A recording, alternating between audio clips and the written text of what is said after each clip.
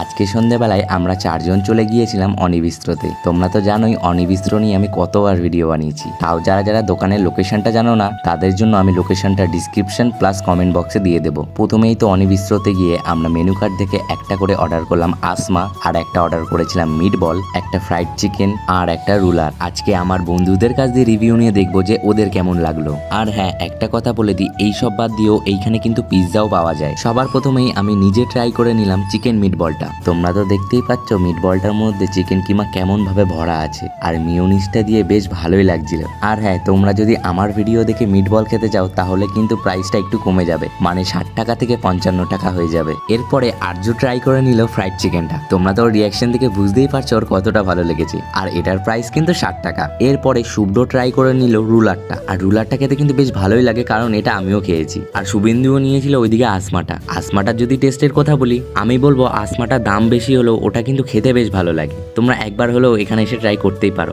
তাহলে কিন্তু লোকেশনটা কমেন্ট বক্সে প্লাস ডিসক্রিপশনে দেওয়া রইল।